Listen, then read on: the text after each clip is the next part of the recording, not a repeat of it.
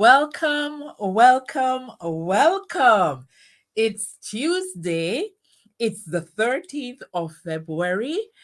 It's the second month of 2024. Can you believe it? We've actually entered the second month of the year. I am blown away with how quickly the first month has gone, and we're halfway through the second month already. But let me welcome you to It Is Possible Tuesdays with Sanya. I am so happy that you're here with me this evening. And I tell you something, you're in for a treat.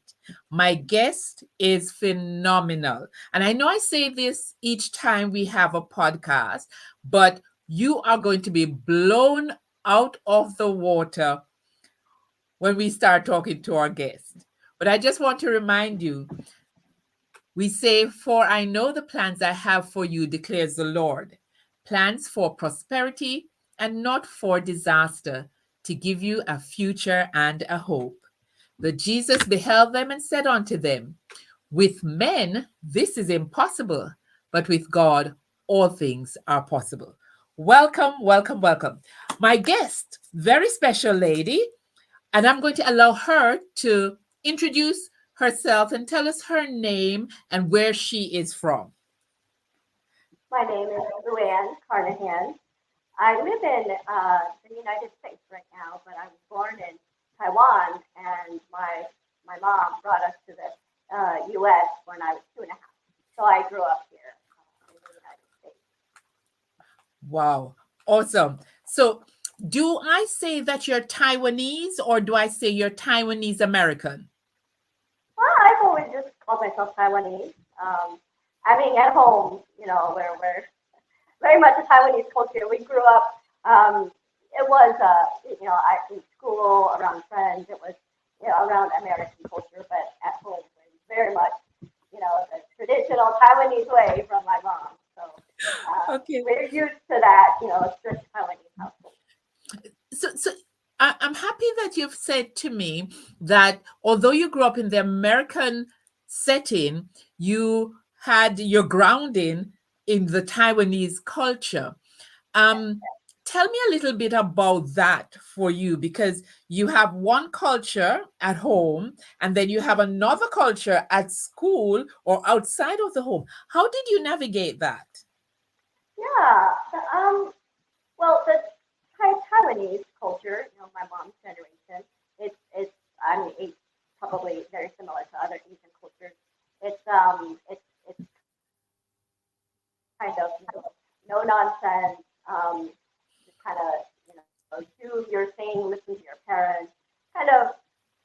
I mean, I don't want to say strict upbringing, but my mom is very no nonsense, very hardworking, very much coming from a background of, I came from a background of being very poor, so she worked hard all her life, and that really was a role model for me and my brothers growing up. And we saw her working. She and my stepdad,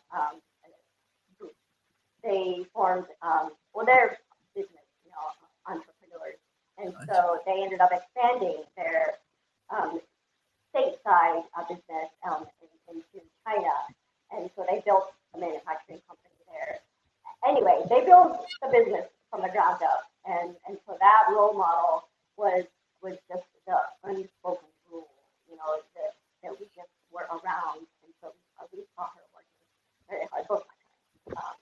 I say my parents. I grew up with my stepdad. He was already in my life when I was young, sort of since age 4 or 5, and then later on, he ended up. They got married, and he ended up adopting me and my brother, who we are from my mom on the Taiwanese side. So I am full Taiwanese, but my last name, Carnahan, comes from my stepdad's name. So even though I do not look Irish, that is where my name comes from. Okay. So a lot of different cultures coming together um, Yeah. have poured into who you are now. You spoke about your mom being no nonsense. You spoke about your parents being hardworking entrepreneurs, expanding their business. Um, how were you as a student? I guess being as part of Taiwanese culture, it's assumed that when you are young, student age, school is your life. That's the expectation. I guess I can't speak for everybody. Whether or not all students, Asian students, kind of do that. But that's just hearing from my mom's sisters. Her family is still back in Taiwan, and they're growing up, in the Taiwanese culture. School is it's just entire life. You study, and then in Taiwanese culture, there's even cram school that you go to after school to go take more school. And so hearing about that, it just was part of kind of who we are. And so I didn't have any particular trouble with school, and I didn't like fight, homework. I kind of just again, because my mom was very no nonsense, and it was just the unspoken rule and expectation. Me and my older brother, we were both kind of just very like under the radar. You listen to your parents. I don't think either of us were particularly rebellious. Well, I suppose until I got to late teenage years, end of high school, as every daughter, mother, daughter will get into this bubble, disagreement. That goes for any teenager, I suppose. But we didn't go like with the traditional American other children, students, teenagers, where they might go out partying or doing other sort of things that might not be the best choices in life. So I kind of stuck to myself. I was more quiet, and the friends that I hung out with were more sort of kind of smaller group settings. I was never the kind of person that students that like to go out to parties or sit around the loud drinking. I was in band. I was in marching band starting in sixth grade, and I played alto saxophone. Well, I started out. They started all of us out on clarinet in I think it was sixth grade, and then after maybe a few months or a year, they offered, I guess, those who were interested, who wanted to switch to alto saxophone. Anyway, I ended up switching, and so I played the alto saxophone in the marching band all the way through the end of high school.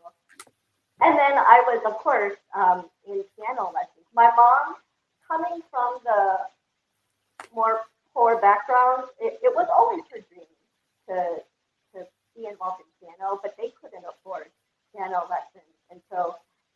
And that kind of is the stereotype where the Asian way, the parents put their children into music lessons, the type of piano or violin is usually the most common instrument. So my older brother and I were put into lessons. I was 5.5 when we started. He was 9, he's 4 years older than me. And he had enough of it after 2 years. He really was just begging to quit. But I ended up sticking with it.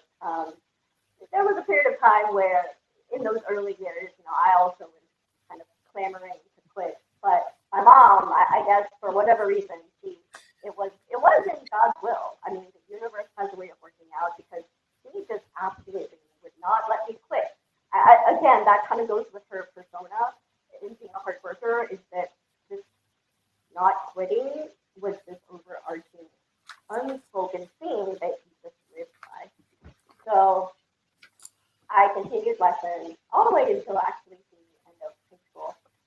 So I just had 12 years from age 5 to 8, 17 is when I graduated high school. So piano was also part of my background, and I kind of was.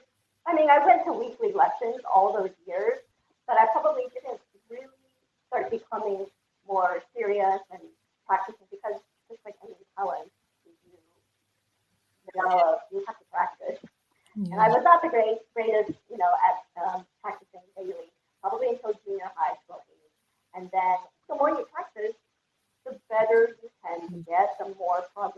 you make and when you make progress is that what gives you encouragement and motivation to say, oh, okay, I'm kind of good. Maybe I'll continue. And then as you practice more, and then you learn harder pieces and you learn more repertoire.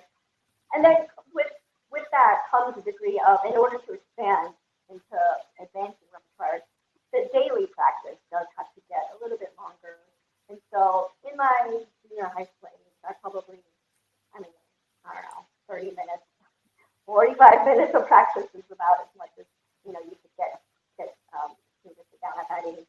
But then when I got into high school, I was more serious about it. And then I do remember at the height of my practicing and like my competition high school career, if you want to call it that, I do remember I think I was practicing up to maybe even 2 or 3 hours, maybe, for when I was really going for the competition.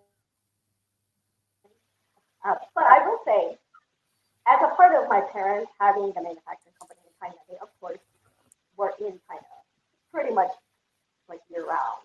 So during the school year, which runs from August until May, they were actually gone. And so my mom we went through kind of a string of different adults coming in to take care of us. But around when I was, I think, 11 and a half, so that was I was 6th grade at that time, she found someone to church, actually, and they were an older couple. They were like traditional grandpa age. They were in there, I think, mid-60s when they started taking care of us. So they ended up moving into the house, just literally down our driveway. And so when my parents were working, traveled in China, we would stay at the end of the driveway. And so we pretty much lived with them, and Aunt Judy and Uncle Bud, that was their name, that's what we called them. And Aunt Judy was strict about the practice. I think that is the reason why my practice of piano development took off, is because she was also no nonsense. You know, she was, I think of that, at that age, that again also was strict kind of, upbringing. And so it was every day after school, get off the bus, and that was the practice time. That was the only choice. And so that's the time that I got it done. Yeah. So you had your parents and those who you adopted as your parents pouring into you in a very structured, systematic way that encouraged you to practice and gave you the structure that you needed to consistently improve. And you said something that I found interesting. There was no quitting allowed, but the more you practice, the more you are encouraged and recognize that you really had a special gift for the piano. But I like the fact that you started with the clarinet and then you were offered the alto saxophone. Um, Yes. did you do the? I'm not quite sure if you told us, but did you do the saxophone and the piano at the same time? Did At you the same continue it? time. Yes, Wow. it was at the same time. Yeah. So as a part of the school activity, um, that was the band. So in the fall semester, well, actually, I guess the marching band really was the whole year school round. In the fall time, we would be the marching band at the high school meeting. So that traditionally goes along. And then after football season ends, and there's the other, then basketball season, and the pep band as a little for the students who were interested in doing that extracurricular nighttime pep band, playing at the basketball games. So both of those music activities were pretty much my entire life as a student, all the way through junior high and high school. So yeah, they did happen at the same time, and I think because I guess there is a bit of an inherent, I suppose, if you want to call it that, musical wise, that carried over into playing the saxophone. I have the understanding of playing, the musicality, and and of course the band director, they're teaching us at school. So they so at school I had it wasn't the same as private lessons because I never had private lessons on the alto saxophone. So it was more the bigger band classroom setting, and then they broke it down. I mean, they would have littler individual group sections, instructions. But as a part of the high school setting, you do have the opportunity for, of course, the whole band performances and I don't know that you would call it competitions in band, but there were these where you would go and like you could audition for the citywide uh, all city band and then try out for the all state band. So those were kind of the competitions that or the auditions, that you played for in band. And then the piano life, it was the private lessons that I had with my private teacher going to weekly lessons. And then through her, she got me into the piano competition. And so it's various, within the state. And then the biggest competitions I did in high school were more regional, sort of maybe covering the span of the surrounding 3 or 4 states. So it was, state Missouri, and there was like Arkansas and Oklahoma. I grew up in the Midwest. Those were those 3, 4 states. So that was the piano competition setting that I participated in. It's I'm here listening to you. Your enthusiasm and your excitement is evident for the love that you have for the arts and the structure that you are offered. You now, it's interesting that throughout all your life you've had this musical inclination and this particular interest in music, and you have done well.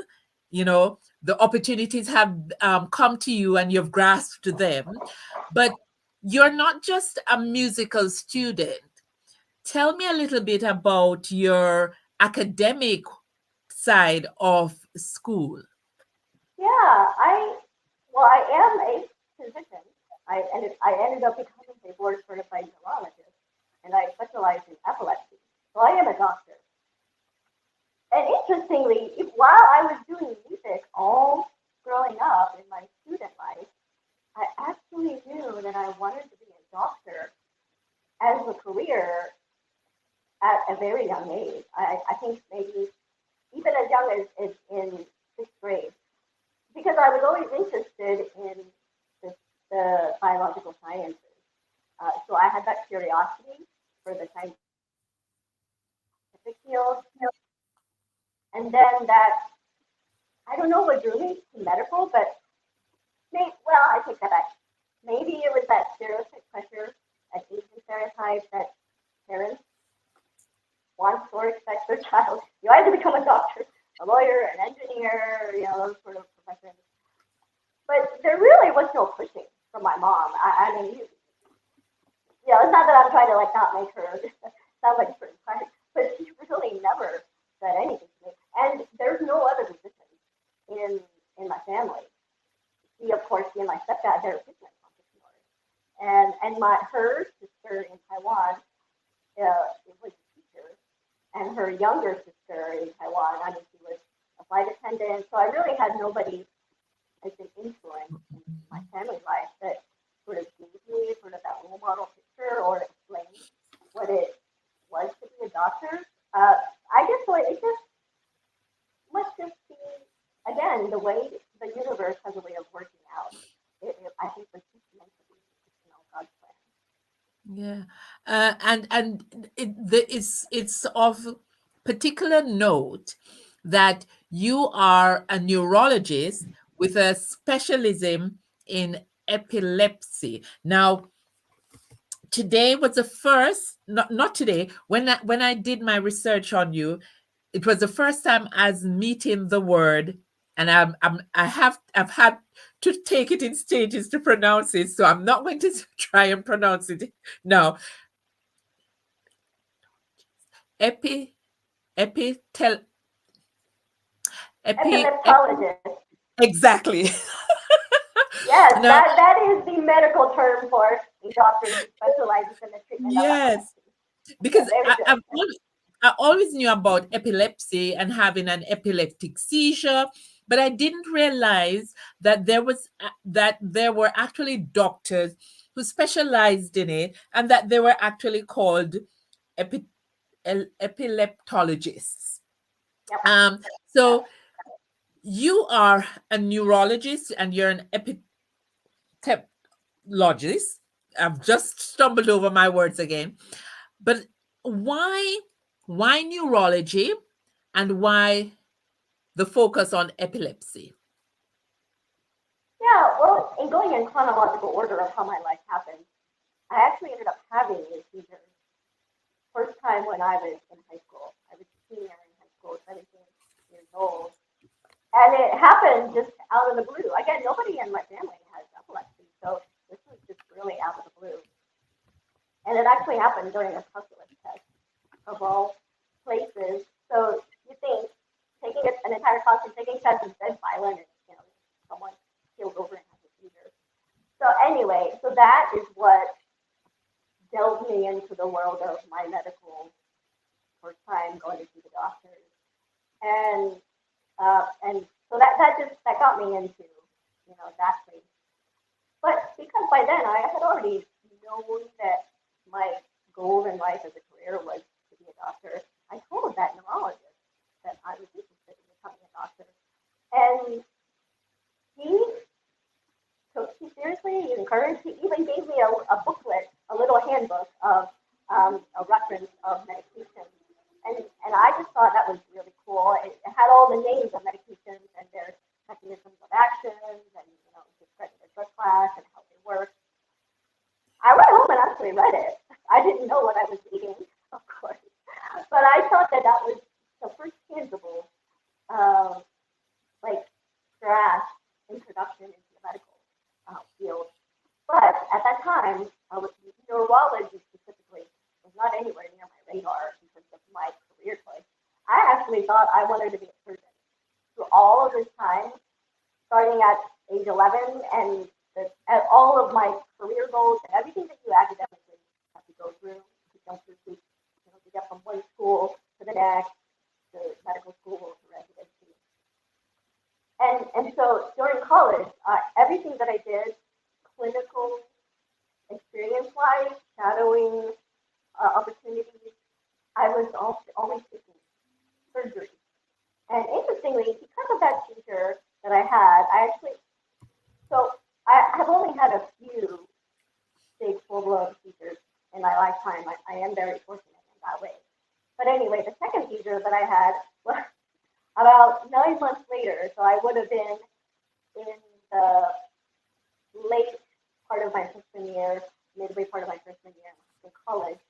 And again, the worst place for it to happen, me and my older brother were over an international flight on the way to Indonesia to visit my biological father. So in the middle of that flight, that's when I had the seizure. And so I vaguely, you're not really aware after a seizure you wake up.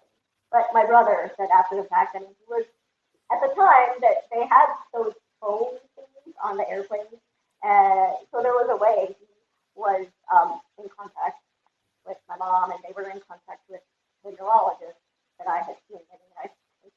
So when we landed, I remember when we had a layover, we stopped in Japan, and I think that was where we landed from the mid-flight, And I remember they had me see somebody. I saw some Japanese person. I don't know what exactly title, if he was a doctor or not.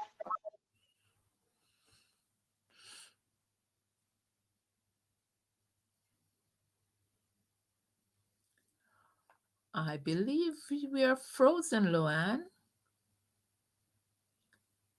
Am I still with you? Oh, The, we the, lost you for a minute there, Luann. oh, okay. Yeah, I saw that. Okay, I was wondering. I was like, oh no, the connection dropped. What part So you did you spoke lose me? about the fact that you had another seizure on the flight, and they were on in contact with the neurologist on the ground, and that you now landed. So we landed in Japan. That's where the flight was going, and we ended up passing by. I saw some Japanese person, and they didn't really do anything. It was just the airport, and they, I didn't even go to the hospital or anything, uh, because my family, my mom had already air like immediate next day or immediate day, like the next shift, some medication. So they had some medication waiting for me. We ended up continuing the trip to Indonesia, and we stayed and visited with them, and so that is how that ended up happening. But but all throughout this time, I mean, my my my my goal, college goal, was doing surgery. So because of this seizure that had happened, my mom, I was in college for 3 years. My mom, we did grow up in a Christian church background, and so she really wanted to try the Eastern Chinese medicine treatment, and so she pulled me out of school for one semester during my sophomore year. And so as a, the focus was she wanted me to do these different treatments, acupuncture treatments. But while I was there, she had some connections that got me introduced to some orthopedic surgeons in China. So those 3 months, that school semester that I stayed there, I actually was able to go and shadow them. And now I was a lowly college undergraduate student at this point. I mean, in the United States, you would not have any college undergraduate students in the, the hospital, much less an operating room, shadowing and scrubbing in. But this is China, and they had me going in, following them, and I scrubbed in. I thought it was the coolest thing.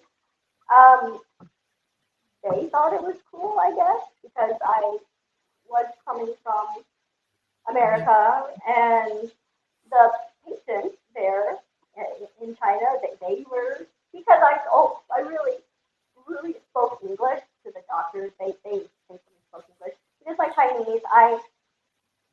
We grew up speaking Chinese, and I was in and out of China growing up, but it really wasn't strong enough for them to be able to communicate with me and to really understand fully what they would be talking about. So we were all speaking English. So when we would round, seeing the patients before surgery, after surgery, the doctors, the surgeons were speaking English. So I guess the patients thought that was cool and said, "Oh, an American doctor." I came and saw me. So it was, again, it ended up working out, and it was a good experience. And I was just as enthusiastic and interested. And so that surgeon provided me, wrote me a letter of recommendation that sort of, again, it helped me in my journey towards applying to medical school. So that is a set of experience that, at least at that time, it's not something that most college undergraduates would pick up, going to another country and putting in.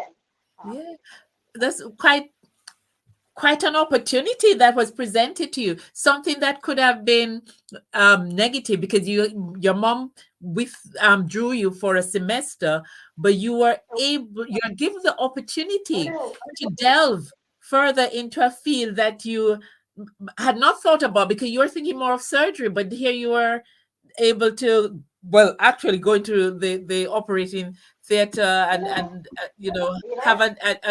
a good experience. Are you there? Hello? Yes, are you hearing me, Luan? Okay. Okay, I hear you again.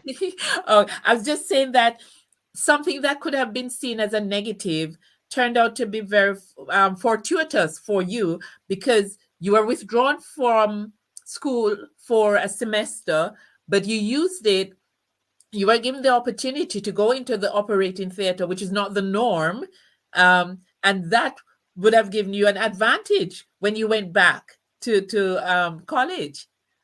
Yeah, that's actually a perfect way of explaining it. I think all the events that have transpired in my life, they were negative, they were struggles, they were obstacles. But again, it's just the way life and the universe, God's plan has sort of woven the events of my life. It the negatives did turn into positive Positive. outcomes later. Yeah. Yeah, lovely. So how so you've now gone through your college university. Um did you have any major difficulties in uni when you were studying your course in neurology? Were there any major difficulties that you met upon? Nothing that's out of the norm. I mean, it's that you work hard as a pre-med student, and so you're taking some science classes. I wouldn't call them easy per se. I'm not one that's particularly cream of the crop smart, like gifted in terms of memorizing or test taking. I think it was more that I was a hard worker, and I had to put in the effort and the time. It's not that I could go in and ace the test. So that goes for all here students, pre-med students. But I didn't have anything particular health-wise difficulties that I would consider out of the norm. I kind of just carried on and finished undergraduate. I kind of went about life as normal. I mean, at the time, part of the treatment that the reason why my mom pulled me out of college and wanted me to go to this treatment in China is because there's a certain degree of shock when someone has a seizure, and when you're introduced into the medical world and this recommendation, this idea that you need to take a medicine long term. And so no parent likes to see their child suffering, and and I think there was a little bit of mentality too that I think it's just the idea that you don't want to have to be on on medication. So anyway, I kind of fell away from following with the neurology talk. I ended up off medication again for my last couple of years of college, uh, and I was too young at that time to really understand how to handle my own choices medically wise. I think again I was just it was more I was following the influence of my mom. That, oh, mom was best. Anyway, so that's how I ended up going from college into med school. I was not on medication at that time, and I had gone for 2 years for the rest of college, 3 years for the rest of college, starting with 3 years. Uh, and then in the second year of med school, at the beginning of the second year, it was in August, I had my third seizure. And so that got me back into the neurologist's office. We met back this time, and we listened and got serious. I understood then that I needed to be on medication at that point. So during that time, though, I had noticed because I'm an osteopathic doctor, and as part of the osteopathic training, we also learned what's called osteopathic manipulation treatment, and so that we're physically hands-on in the lab, and we're learning musculoskeletal techniques, and you are pushing and pulling and punching, and you're doing stuff physically. And my classmates and I noticed that I was having some weakness in my legs. I was having trouble lifting my legs. And I went through first year, didn't really think too much of it. But then as the end of the first year came, that's when my classmate and I really had a distinct aha moment. And, I cannot lift my legs normally. And so because I had that seizure at the beginning of the second year of medical school, and I was in the neurologist's office for the seizure, I just happened to mention, by the way, I seem to have some muscle weakness. And they did the physical exam, and they were like, yeah, something to be right. So that then set off the different workup for the neuromuscular disease world. And I went and had more testing. I had an EMG, that's the nerve and muscle test, and that showed findings that was abnormal for a muscle, some sort of underlying muscle disease process going on.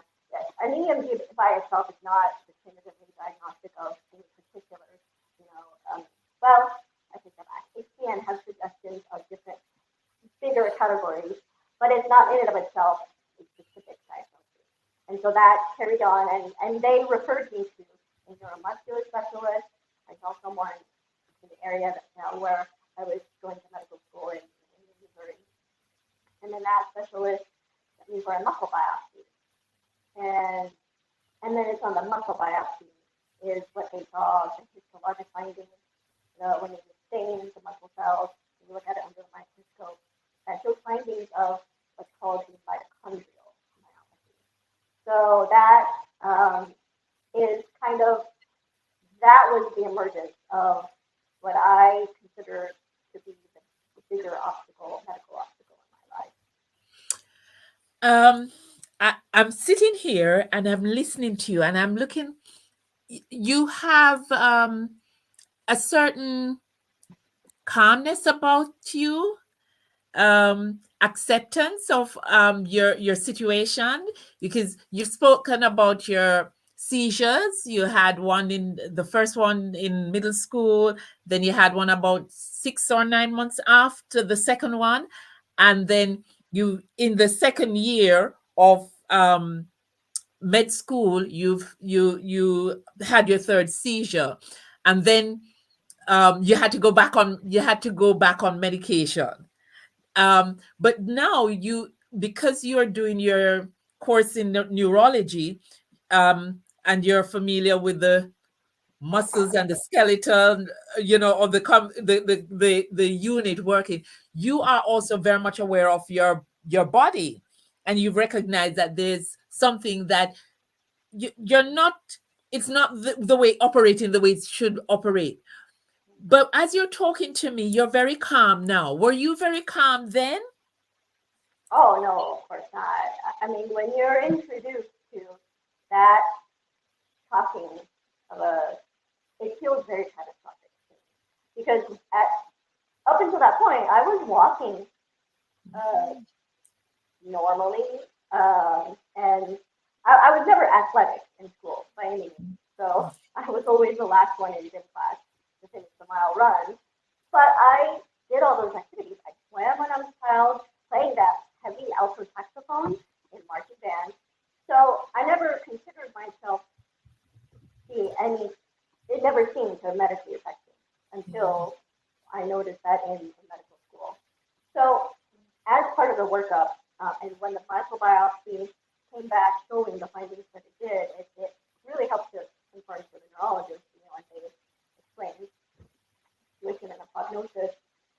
And that follow-up appointment in the neuromuscular specialist office after the muscle biopsy is she was, oh no, I take that back. That was the follow-up appointment. Both my parents were there, me and my mom and my stepdad. She was explaining the process of how we would go about next steps, and getting the muscle biopsy. But because she could already see on exam that something clearly was not right neuromuscularly, she was already explaining the process. And at that time, my walking was already starting to become abnormal in the sense that I didn't have the stamina and the endurance. I mean, all my life, I've always walked slow. My mom even always would say, if I was young, why are you walking like that? Walk normally. And because when you have a neuromuscular disease, when you walk, you have a myopathic gait. And the more and more, as time progressed, as the muscle weakness really started to show itself, it became evident.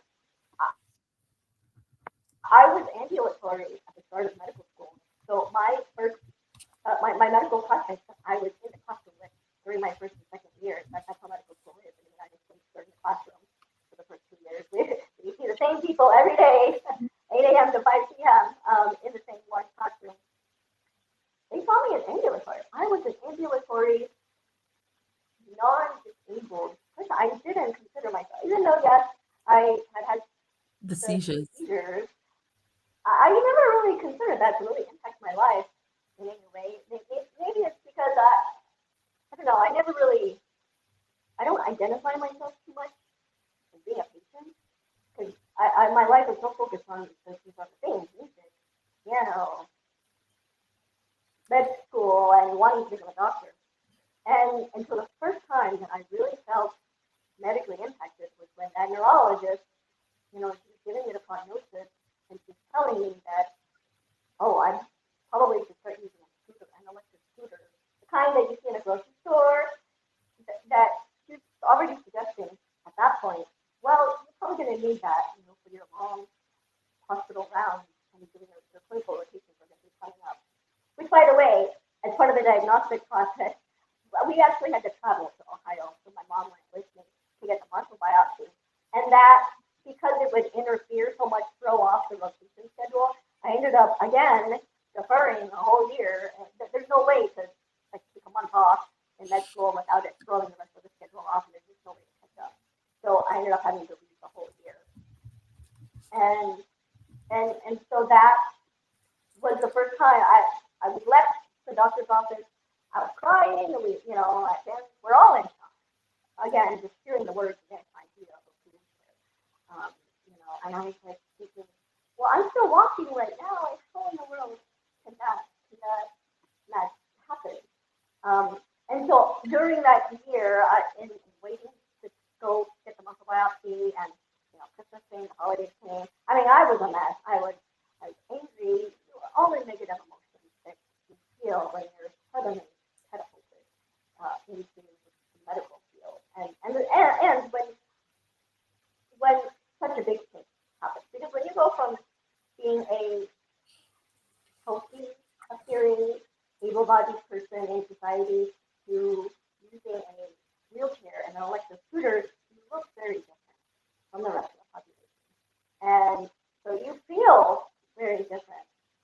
And I think disability, any medical illness, but particularly physical disability, yes, there comes the medical limitations, of course, but I think as a construct, disability also is more of a social construct because of the way you're perceived.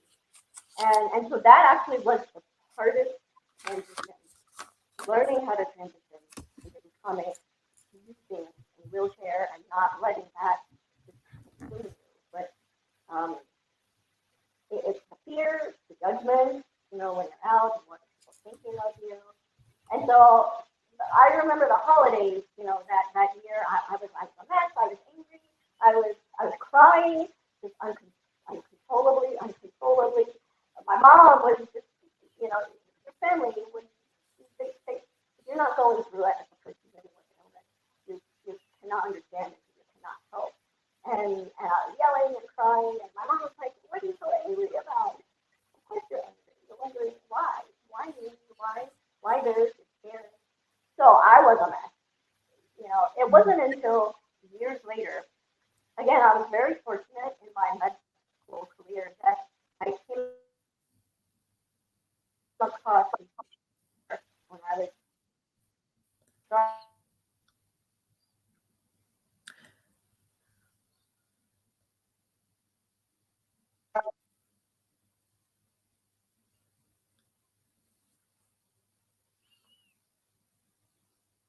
We seem to have lost Luann. oh, are we back? We lost you, Luann. You had spoken about you just mentioned. Are you there Um, with me? yes, I'm hearing you now, Luann. Are you hearing me? I don't know how to get the I'm here. I'm seeing internet. you, and I'm hearing Do you you. know what's going on? I'm seeing you. I'm hearing you, Luann. Oh, okay. I think you're back now. I Okay, see you again. lovely. You're just giving us a bit of background to how calm you are now. But you said when you first got the diagnosis that you were might have to use a wheelchair or a scooter, that you would eventually not be ambulatory, you wouldn't be able to move around, that it you went through a series of emotions. It seemed quite devastating to you. You're a young woman, you were athletic, you're musical, and now your muscles are weakening. You never thought of yourself as being disabled, even with your epilepsy. You had only had three major seizures at this point or so. So that wasn't in your mind, that you were just focused on your career, achieving, continuing on this path of, structure and achievement and high expectations. And now you have come upon this um, devastating news. Your muscles are not going to last. you know, um, your future is going to be different from how you had planned it. And you were, of course, concerned about the fear of the future. You were concerned about the way people would be interacting with you, the way they might be judging you, and things like that. And you were your emotion was all over the place. But you have mentioned um, that your family was supportive, and I think that's where we lost you. So we want to pick up from there, the impact this had on your family and how they navigated this aspect of your life, meeting now Yeah. with. So my family, it's hard to watch my family suffering, especially I can only imagine my mom, a mother watching a child suffering with medical stuff. But they didn't actually know how to help me. When you as a person, like, are, if you're not the person with the symptoms, no one else can really understand that. So I was fortunate that when I was a third year medical student, I got put in rotations with this wonderful um, attending that he was a mentor. He's been my mentor, and he is the one that really helped me. He points me in the direction of a therapist. I got into counseling, and he referred me specifically to the right person. And med school is hard. It's stressful, and so our mental health. I think it should be more widespread talked about and accepted that I think everybody needs counseling. Everybody benefits really. Stress management. It's just, I think it's just part of healthy um, life, mental balance. But there was a specific counselor that was available to medical students. So she was used to working. She understood the rigors of medical school. So I started working with her, and I spoke to her for the 2 remaining years that I was where I was in high school, and that was the start of the journey. And so it was counseling. I was in counseling for years. I was in counseling through residency because this is a long process. I'm 41 now, so this was back in my early 20s when things started. So I've had 15 years or so to live with them. So you say that I appear so calm now. Well, it's because I've had years to live with it, and so all of those years of counseling into med school, from med school into throughout residency, and learning how to cope with the fear, with not only just general society, strangers when you're out in public of what they think, but then my peers, because I was a medical student and in resident and trying to become this doctor, and so I was constantly felt inferior because I was using the scooter at the time. I was still, I am still halfway ambulatory. I over the years now, the state of my walking, I literally can walk 10 steps and I'm tired. So I am much more dependent on the wheelchair now. In fact, I'm sitting in my wheelchair talking to you. But back then, I was able to walk longer distances. And, but yes, when I used the scooter nowadays with the team, I always felt that was the elephant in the room. No, none of my peers ever spoke on it. We never talked about it. They never really questioned me. It never really came up. But I just always felt like it was this huge elephant in the room. And so that maybe that is what drove me. I was always a hard worker anyway. That's inherently part of my nature. But that drove me to work harder because when you feel like you don't measure up to other people, you feel like you have to prove yourself. And I did. I mean, I always got good evaluations. The attendings were always saying, they say there's constructive things, it's part of the evaluation, you're supposed to learn as a student.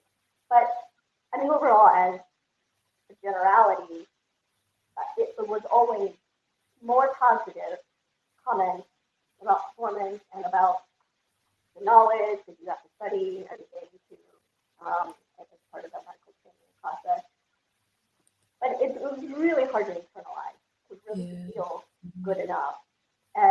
I mean, even now, I've been in an attending position for 8 years, and still, you never really feel like you learned enough as a doctor. I mean, I think that's a hallmark of a good doctor, to be humble and to always have a little bit of that tiny voice of wondering, am I doing the right thing for my patient? And I think I still carry that, maybe more than some, I don't know, but particularly though in training. I mean, it was this huge thing constantly. But again, in residency, my attendings, the program director, the chairman of the department, in my neurology residency, again, good evaluation. I mean, I was always written in the comments as being a stellar resident. I was hardworking, detail-oriented. I mean, these are specific comments I do remember getting over the years. But part of the reason is that I never felt good enough, too, is because as the disease process progressed, I started to need accommodations. The first time I needed accommodations was in residency because I physically could not handle the call schedule to the same degree as everybody else. I made it through intern year. Intern year is the very first year of residency in the United States medical training process. I did the same call schedule. We did a 24-hour call like everybody else. And I was exhausted. I did that the whole year and I was exhausted. And I was about ready to quit. I told my mom, I can't do it. I'm ready to drop. And she was supportive. She was like, if you can't do it, don't wear your body out. It's not worth it. She said at that point, you can quit. Because she didn't want to risk harming my health more than just trying to have a career. But I didn't want to quit. And luckily, because I had that mentor in medical school, I called him and I explained the situation. And he was the one, again, gave me the best advice ever. And he said, Louann, talk to your program director, talk to the chairman of your department, and tell them this. And he is the one that told me the advice that I could go in asking for accommodation. It blew my mind. That would have never occurred to me. I would have never dared go in asking for, in essence, you feel like you're asking for special treatment. And I'm never a person that wants special treatment. But he also, it's not like he just free advice or a free asking without giving anything. He also said, well, but you need to give something extra in return. You need to work hard. You need to prove yourself and show them that you can provide extra work in a different way. You can offer different research, that sort of thing. And so that was the scariest conversation I had to talk to my program director and the chairman of the department. I was in tears. It was hard. I was embarrassed, that I'm crying in front of them. But amazingly, they did not have any qualms about it. No questions. And not even any guilt. I mean, the chairman of the department just said, okay, anything you need, Glenn, you tell us what you need. It wasn't even okay, we're going to lay this out and you get only these options. They weren't trying to tell me what I could have accommodation-wise. And what I needed was that I could not handle the every week call, multiple days in a week, tons of calls throughout an entire month. So we came up with an agreed upon call. Well, basically, I came up with it. I mean, they didn't have any limitations on what I could ask for. Anyway, but I didn't take advantage. I mean, it was really within the bounds of what my body physically could handle. But I was taking less calls than the other residents. That killed that added to the inferiority complex. Because I could only, we agreed upon that I would take, I really only took call every other weekend. And, and so that was a full 24-hour shift. You know, you go in, you work on Saturday or Sunday. And that is traditionally at that time still it was a 24-hour call, but then you stay in rounded the next day, so you are technically still working for another 3-4 hours in the morning. So it really ends up being closer to almost 30 hours of work. But I needed the whole entire rest of the next day off to recuperate. Because a normal resident, even after a 24-hour call shift, you go home the next morning at 10, 11 a.m., noon, or however long it takes to finish the work. And you sleep that day, but then they're expected to go to work the next day. And that is what I physically, my body could not tolerate. So that is what I asked for. So I was technically taking a considerable less number of calls than my peers residents. So that was the other huge elephant in the room. Yeah. In the UK, we talk about making reasonable adjustments either at school or at work, and that is taken into consideration. So it may mean you have more frequent rest breaks, or you have a modified way. Instead of writing up your notes, you might actually use the the dictation on your laptop.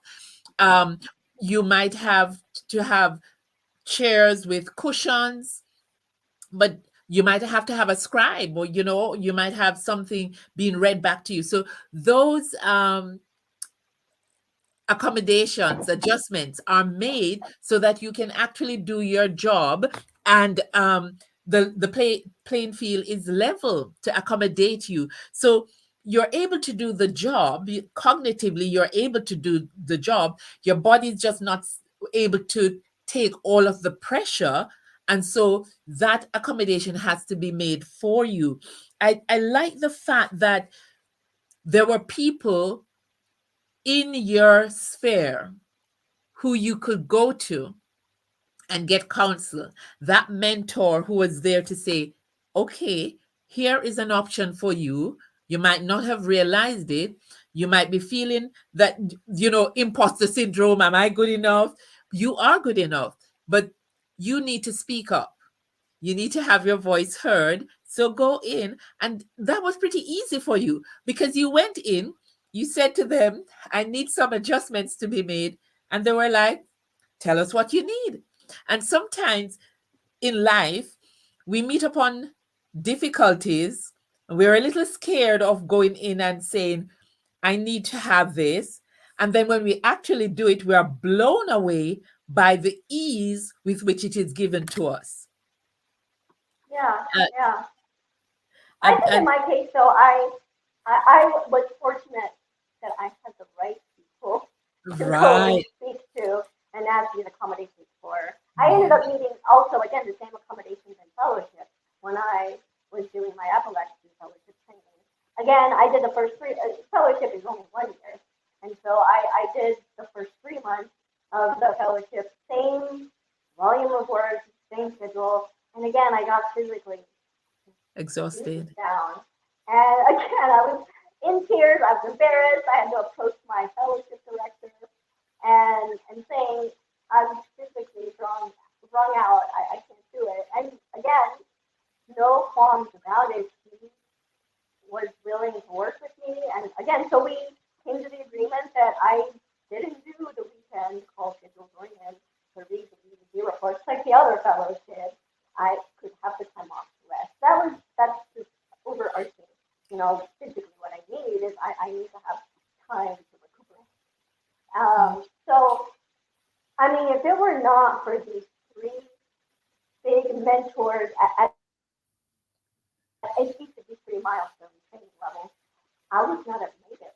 So, while I do think that inherently I was the one that was driving my depression, of course. I mean, you're not going to be given 3 handouts if you don't work for it. But I have to be grateful. I am very grateful. I have to give credit Yes. to them because they were the ones that allowed me the accommodation. I mean, it is a careful balance that I think disabled people, we want an inherent right to be heard in society, to participate in activities, to have accessibility, wheelchair accessibility, accommodations in the workplace. We do, as a human civil right, we feel like that it should be. That is an inherent given. We're humans just like everybody else. We should get to participate in society. But there's a reality side of it. Especially in a high-stakes, high-pressure career, being a doctor, you are expected to perform. You have to meet the benchmark, cognitive capabilities, work ethic. And so I'm sure that if I had not shown my true colors, that I was really wanting to work like everybody else, I just physically my body couldn't handle it. I don't think they would have. They're not going to allow anybody really knowing No. that if you're showing yourself to be lazy. Yeah. But I am grateful to them that they saw something in me to allow me to continue. That is the other side of things, is that they were so easy to work with that if not for them, those right specific people in my life, I would not have been able to finish. Yeah. You know, Louann, I'm hearing everything you're saying, but I'm going to go back to your childhood, where your mom and her no nonsense approach to life laid the foundation for you to develop a very strong work ethic as a child, which has followed you throughout to adulthood. Because your ability to be in the marching band, your ability to be doing piano, your ability to be athletic, your ability to stick to a routine and to work hard, go to school, come home, work hard, and just go along knowing the expectations that were set for you and the expectations you had of yourself. You know, that is shown. People would have recognized that you're a hard worker. People would, you mentioned it, detail oriented. So people recognize that. And therefore, if they see you stumbling, they know that it's not because you are a shirker, it's because there's something that is not right and you therefore need the support, and they would be happy to offer you that support. Your work ethic, they saw you, they saw you. They didn't see the disability. They knew you for what you could do, for the work that you had always done. And therefore, this adjustment or any adjustments were just there because they knew that you just needed that little extra to do what you're fully capable of doing. I'm going to talk a little bit about, not only are you a neurologist, not only are you a specialist in epilepsy, not only are you a saxophonist, not only are you a clarinet player, not only are you a pianist, you're also an innovator, because as you have gone through your career and your life, your muscles have become weaker. And you didn't just sit there and say, oh, I'm going to just let what happened happen. You created something to help you to do your work. Tell us a little bit about that. Yeah, so as part of my piano, I never stopped playing piano after high school. Even though my degree and my career was medical field, I always carried it through. I played in medical school. I gave 2 concerts 2 years in a row at my younger brother's high school academy. Um, so I was practicing. And in medical school, I was practicing more than I should have been. I should have been studying more. Probably would have gotten better grades. But I was happier practicing hours into the night. I'm surprised my neighbors didn't complain. But through medical school, through residency even, I played 1 year at above me, the class 2 years above me. I played at their graduation ceremony. And so I was practicing. And because piano is just part of me. I mean, a family member has said, Louann, when I think of you, I think of the piano. I mean, that is literally what Kelly, my sister, says about me. I remember her saying that distinctly when I was younger. And I felt it. I mean, that is deeply who I am. I make love for playing piano. I love everything about it. And as my weakness has gotten worse over the years, my arms, my shoulders eventually started becoming involved, and I had trouble lifting my arms. I mean, I even reach my hand up right now. I usually be holding Yes. my arm up in order to reach here to even just show you my hand. So when I became an attending physician, um, my arms, my shoulders had become so weak that I couldn't lift them and I couldn't play the piano anymore. I started feeling the enough of the weakness at the tail end of my residency, the second half, and I was already feeling the sadness because when you feel, I lost so much. I mean, I lost the muscle strength, I lost my walking ability, you know, being ambulatory full time. So at this point, I was losing the piano. And in residency, at the end of residency, I was, again, I was back to being sad, you know, frustrated, scared, you know, and part of that drove me, me to play less because I knew that I could not play what I once did in high school in the competition. I mean, Chopin Fantasy Impromptu was like my golden shining star. That was my competition piece in high school. And when I could feel that my shoulders could not allow me to play that anymore at the tail end of residency, that just made me sadder and sadder so that I was less motivated to play because I could not play like I was used to, like I expected myself to. So even though I could still hold my arms at the piano, I just was not playing at that time. And then in the moving process, it, for fellowship, because that was only 1 year,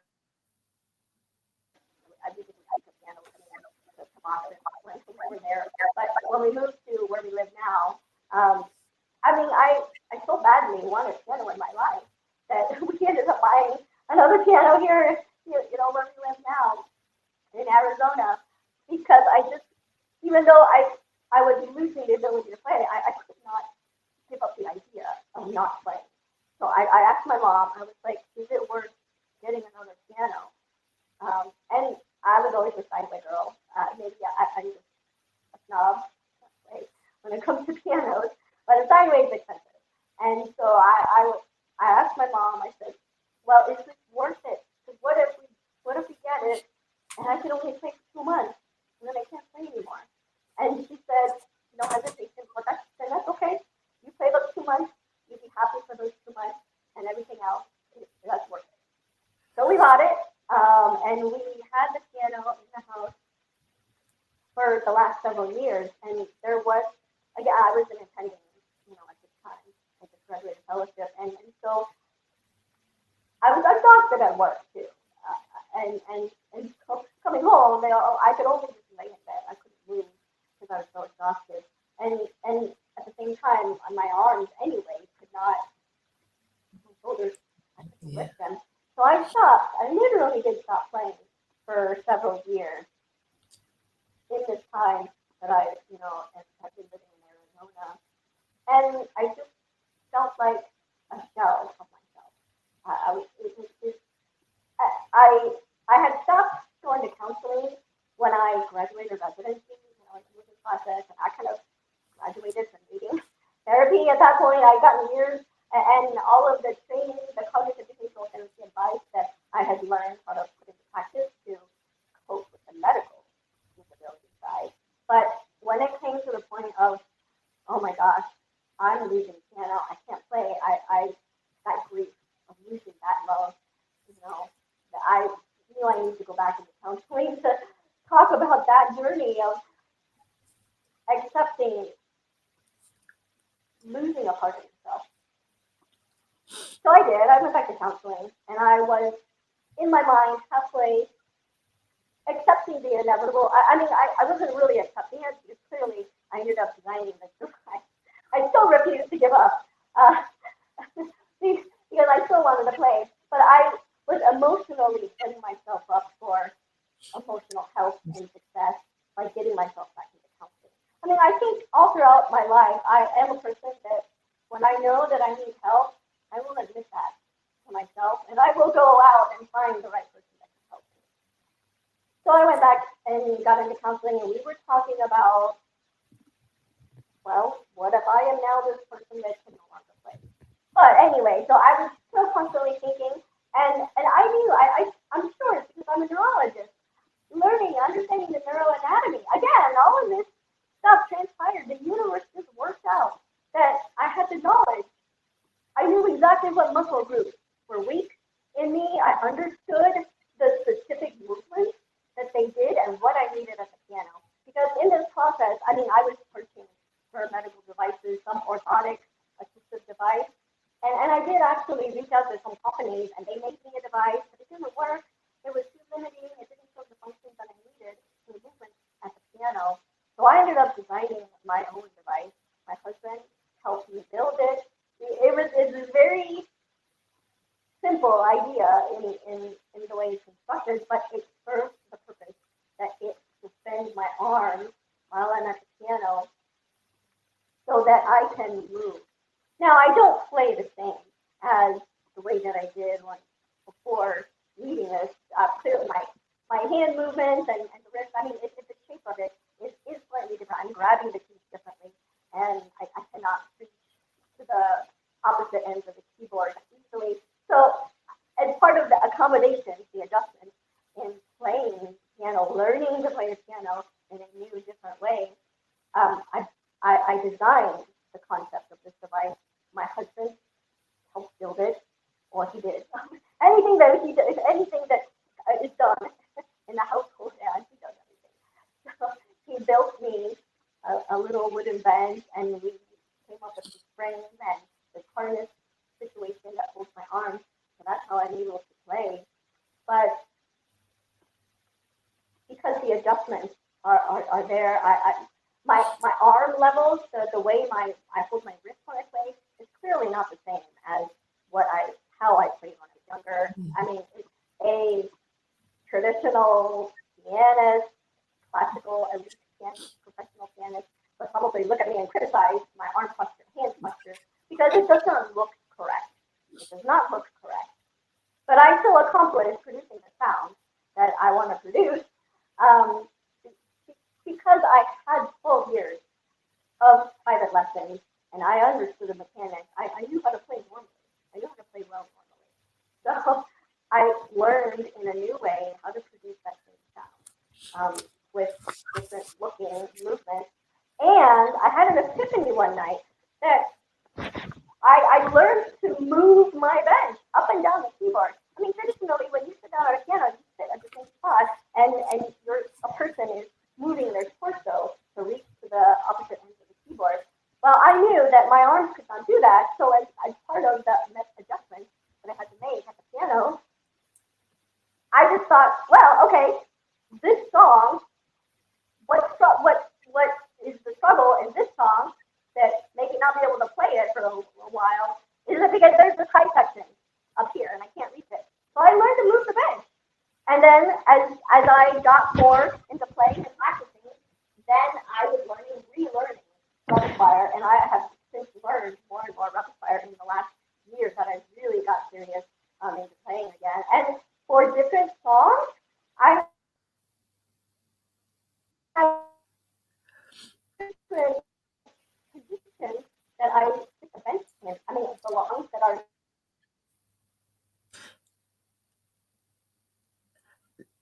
Luan, we've lost you, and I didn't get the Sorry, last. that. Yeah, Luan, we lost I you hear when you you again. spoke about you just spoke to us about making the adjustments to the bench so you can move the bench up and down. You can move the bench. Yeah, and you were just Yeah, saying our for different songs.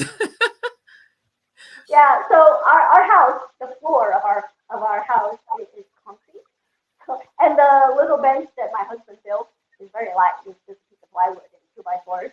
And so I actually scooped the bench. It's not that the bench is mobile; it doesn't have wheels, but the concrete floor is slippery enough, and the bench is light enough that I just laterally up and down the keyboard. But the hindrance came when I gave a concert in Taiwan last year, at that point, I had learned four pieces, which I almost, by the way, they were concerned time-wise, and my mom was kind of telling me they only wanted me to play two pieces. And I said, what? But I'm learning four pieces. I wanted to play all of them.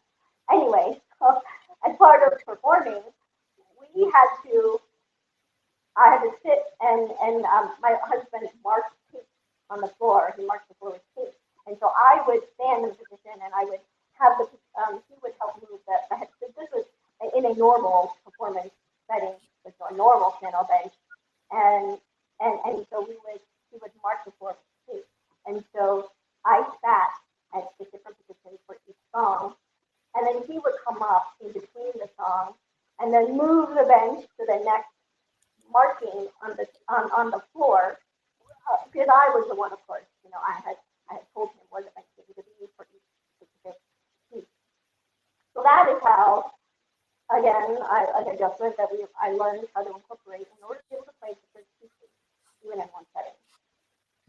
Uh, Louann, I am blessed to have met you, and I am so inspired by by your resilience, by your determination, and by your spirit. You are upbeat, and you are constantly looking at the light at the end of the tunnel. And I'm really, really inspired by you. You know, I'm listening to you, and you're thinking, oh, but I know this. I have the knowledge. Let me use it to help myself. I haven't heard you saying that you are going to just have a pity party. You've said if you need help, you ask for the help. And that is such a powerful thing, where you're not afraid to say, I am in need of help. You've spoken about going to therapy. You've spoken about the benefit that therapy has had for you. And you've looked at, okay, this is where I am in my life. This is what is happening. I need to make changes. Okay, let me make the adjustments. And you've done that. And I'm really I keep using the word inspired, but I'm really impressed by how well you have adapted and adjusted to all the lemons that life has given you. You've definitely not allowed it to make you bitter. You've definitely made something positive of it.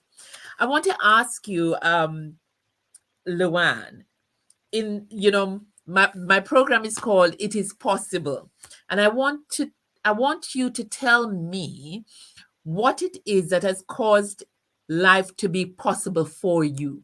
In spite of everything, what is it that has made life possible for you? I think it's just the mindset of don't give up. If you want something, work for it. And I think that's just a big premise. And probably, I think that is probably an overarching theme. Don't give up. And if you want something, work for it. As I, I like that. I like that. Born in Taiwan, came to the went to the US at the age of 2. I was just saying you were born in Taiwan, and then you went to the US at about the age of 2. You played the piano. You played. are we back? Are you hearing me? I'm here, Luann. Can you hear me? Not hearing me? I'm hearing you and seeing you. Oh no. Are you hearing me now? Did we lose you? I'm seeing you and I'm hearing you. Where we're playing a little bit of No. hide and seek. Are you hearing me now? Are you hearing me, Luann? Hello? Are I'm you there? seeing you, Luann. Are you hearing I don't know me? how to fix what's Are going you on with hearing the me?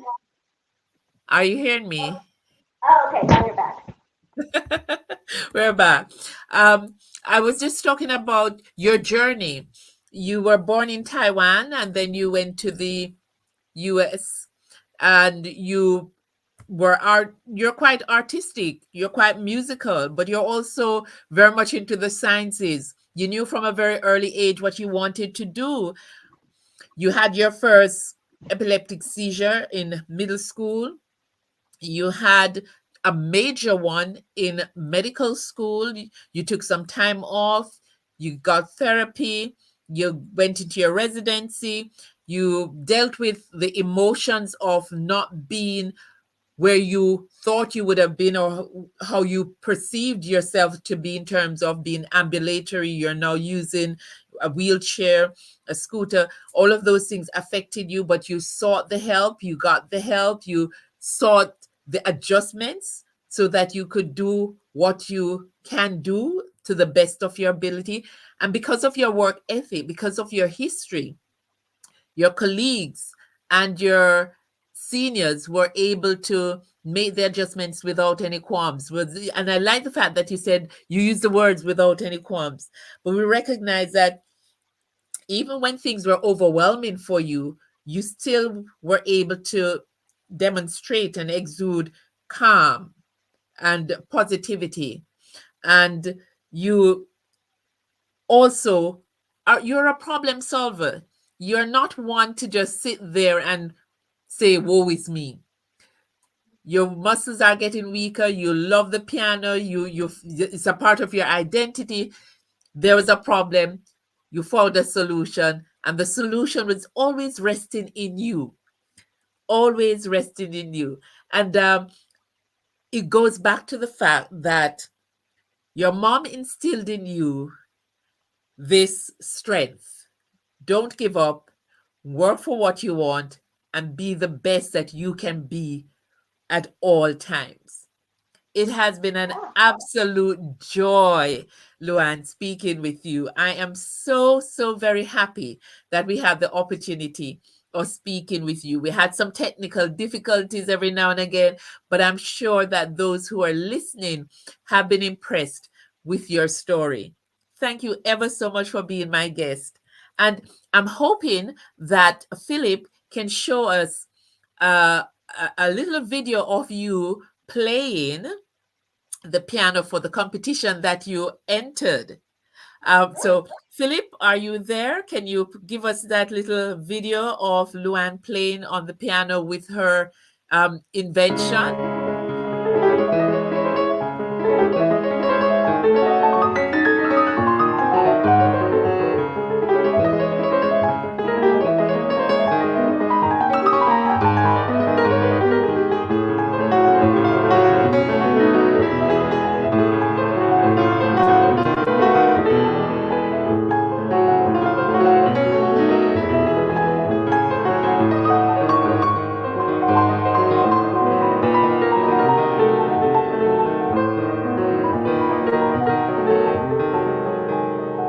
Beautiful.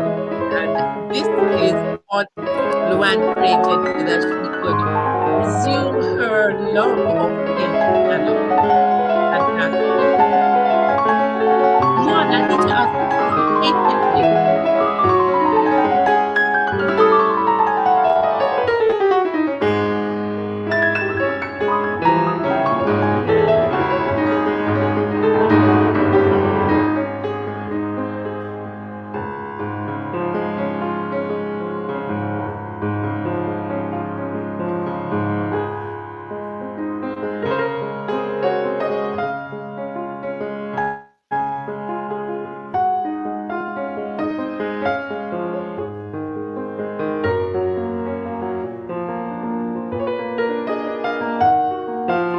thank you very much, Philip. It's lovely that our listeners and our audience could have a look at what Luan created to help her in her as her muscles became weaker so that she could continue to play the piano. That's just fantastic. And Luan, I needed to ask you, that's your invention. Do you have a patent on it? That question has come up. I don't at the moment, but I have started getting questions, and I would love to be able to share the knowledge of how this is put together. But for other logistical reasons, my husband brought up that we don't want other corporate people coming in with the motivation to try to make it and then sell it for an exorbitant unreasonable amount of money so that it's unaffordable to people who actually need it. So that did come up over the holidays and how we can legally approach whatever sort of patent deal so that I can share that information publicly on a public domain, whatever you want to call it, basis, so that that information can be shared in a reasonable way that no one's going to jack up the price and try to sell it as some medical device product that, that Yeah. will cost unaffordable to people who actually need it. So I do, that is the big picture. It is my hope that I will be able to share the information on a widespread level so that everybody can have it access to it. Lovely. So you something that has come up, and there's a discussion around it, but you want to ensure that it's accessible and in the right framework, the right space. Lovely. Luann, thank you very much. I'm going to come back to you. We're going to have another conversation in the future. But thank you very much for being my special guest this afternoon. I have I know that my guests, my audience, they have been blown away. But thank you very much. Your story has been inspirational, and we are in awe of your journey. So do have a good evening. And I just want to say to everybody, remember, be a dreamer, be a doer, be a thinker. See possibility everywhere. Because you are alive, everything is possible. But Jesus beheld them and said unto them, with men, this is impossible, but with God, all things are possible. Luann, thank you very much, and do have a wonderful evening. It's been a pleasure. Wonderful. Thank you. I'm so honored. When I call on Jesus, all things are possible. I can mount on wings like eagles and soar. When I call on Jesus, mountains are gonna fall. 'Cause he'll move heaven and earth to come rescue me when I call. La la la la.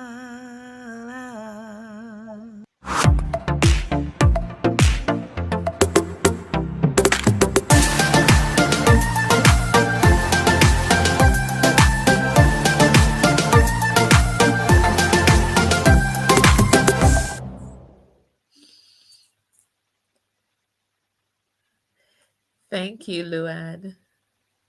Thank you. Thank you Thank